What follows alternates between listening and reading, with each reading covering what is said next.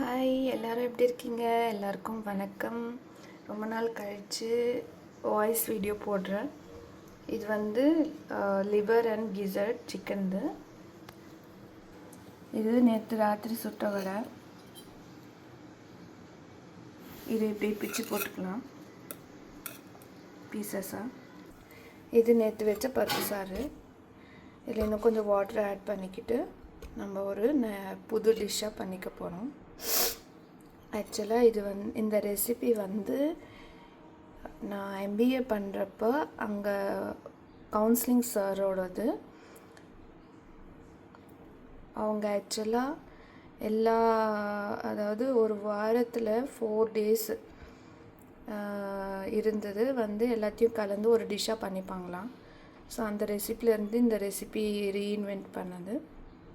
Innovate பண்ணது. வாங்க try பண்ணலாம். அந்த பவுல்லையே கொஞ்சம் தண்ணி ஊற்றி இதில் கலந்துக்கிறோம். இப்போ இதை பாயில் பண்ணிக்கிட்டு இதில் ஒன்று ஆட் பண்ணிக்கலாம்.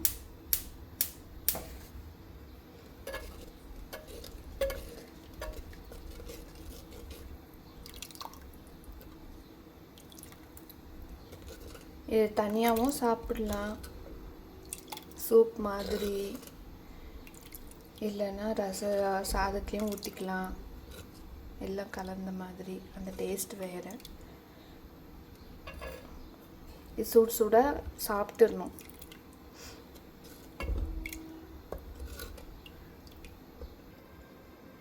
இதில் ஆட் பண்ணிக்கிறோம். இப்போ லிவர் அண்ட் கிசர்ட்ஸு குக் பண்ணது. வடையை இந்த மாதிரி பிச்சு வச்சுக்கலாம். பாருங்கள், பிச்சு வச்சாச்சு. நல்லா ஒரு நல்லா கொதிச்சப்புறமா நம்ம அந்த வடை துண்டுகளை இதில் ஆட் பண்ணிக்கலாம்.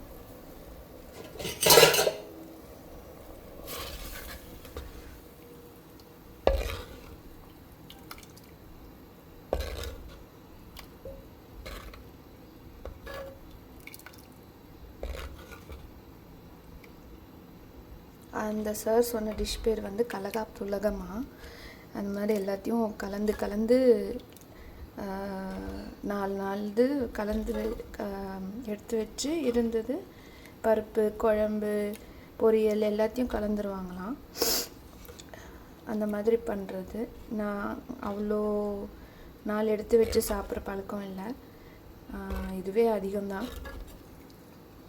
இது மண் பாத்திரத்தில் சமைச்சதுனால ப்ராப்ளம் ஒன்றும் இல்லை. நேற்று மத்தியானம் சமைச்சது.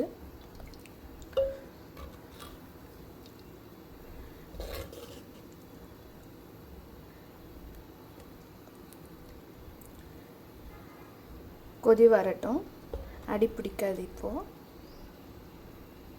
பாருங்கள், கொதி வந்துருச்சு. இப்போது இந்த வடை துண்டுகளை இதில் நம்ம ஆட் பண்ணிக்கலாம். இந்த சிக்கனோட ஃப்ளேவரும், அதாவது லிவர் அண்ட் கிசர்ட்ஸு, இந்த சிக்கனோட ஃப்ளேவரும் பருப்பு சாரோட ஃப்ளேவரும் எல்லாம் கலந்து வடை வந்து நல்லா ஊறி ஒரு டிஃப்ரெண்ட் டிஷ்ஷாக இருக்கும். இது அப்படியே சாப்பிட்லாம். நம்ம நிறைய பேர் சாம்பாரில் வடை இது பண்ணி சாப்பிடுவாங்க, ஊற வச்சு சாப்பிடுவாங்க. அந்த மாதிரி with liver and gizzards, chicken liver and gizzards.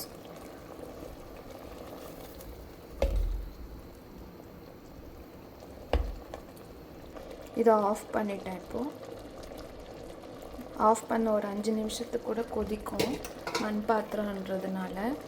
இதை இப்போ மூடி வச்சிடலாம்.